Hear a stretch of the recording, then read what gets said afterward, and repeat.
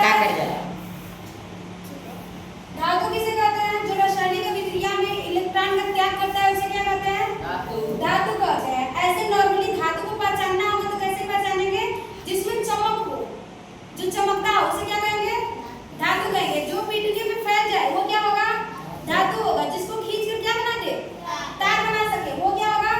धातु। जिसमें ऊष्मा और विद्युत का प्रवाह आसानी से हो सके वो क्या होगा? धातु होगा। फॉर एग्जांपल के लिए लेते हैं हम लोहा। लोहा में देखते हैं करंट दौड़ता है कि नहीं दौड़ता है? दौड़ता है ना। अगर उसको पीटेंगे तो फैलेगा कि टूटेगा? फैलेगा ना। वो नया जब रहता है चमकता है कि नहीं चमकता है? चमकता है ना। तो वो किस कैटेगरी में आएगा? लोहा धातु को। यानी कि उसे क्या कहेंगे हम? धातु कहेंगे। धातु का बस हमें सिंपल से पता चल गया। जिसमें धातु की चमक पाई जाती है उसे धातु कहते हैं। जिसमें तन्यता का गुण होता है। तन्य क्या होता है? जिसको खींचकर तार बना सके उसे क्या कहते हैं? धातु कहते हैं। जो ऊष्मा और विद्युत का प्रवाह आसानी से करता है उसे क्या कहते हैं? धातु कहते हैं। अभी आप लोग देखते हैं आग देखते हैं ना। आग में जैसे ही छड़ को डालेंगे, छड़ किससे बना होता है? लोहे का। छड़ को डालते हैं तो एक उसका जो कोना होता है धीरे धीरे हीट होता है। हीट होकर के दूसरा कोना क्या हो जाता है? वो भी टूट जाता है। हीट हो जाता है ना। उसको हम बोल सकते हैं कि यानी कि वो ऊष्मा का भी प्रवाह आसानी से कर सकता है। इसीलिए लोहा को हम धातु की कैटेगरी में रखते हैं। ठीक, ये धातु का नॉर्मल गुण होता है पहचानने के लिए। अगला पॉइंट आता है अधातु। अधातु किसे कहते हैं? जो रासायनिक अभिक्रिया में इलेक्ट्रॉन को ग्रहण करता है उसे क्या कहते हैं? अधातु कहते हैं। अधातु क्षण भंगुर होता है। क्षण भंगुर होने का मतलब जिसको पीटने पर तुरंत क्या हो जाए? टूट जाए। जब टूटता है तो वो क्षण भंगुर उसको कहते हैं। ठीक है। इसमें आघात व तन्यता का गुण नहीं पाया जाता है। ये तन्य नहीं होते। तन्य न होने का मतलब इसको खींचकर तार नहीं बना सकते हैं। इसमें धात्विक चमक नहीं होती है। लेकिन वहीं पे आप लोग देखेंगे ग्रेफाइट जो होता है वो इसका ठीक ऑपोजिट होता है, जो कि अपवाद के तौर पे आता है। अपवाद क्या होता है? जिसकी यानी कि धातु का गुण पाया जाएगा लेकिन रहेगा क्या? अधातु रहता है ना। यानी कि ग्रेफाइट में उस विद्युत का प्रवाह आसानी से हो सकता है लेकिन वो क्या है? अधातु। ठीक। और उपधातु क्या होता है? जिसमें धातु और अधातु दोनों के गुण पाए जाते हैं उन्हें क्या कहते हैं? उपधातु कहते हैं। उपधातुओं की संख्या कितनी है? 118 तत्वों में 7 है। कौन कौन सा है? बोरान है, सिलिकॉन है, जर्मेनियम है, आर्सेनिक है, पैलेडियम है, टेलुरियम है और एंटीमनी है। 118 तत्व में उपधातुओं की संख्या कितनी है? 7 है। ठीक। यानी कि जो रासायनिक अभिक्रिया में इलेक्ट्रॉन को त्याग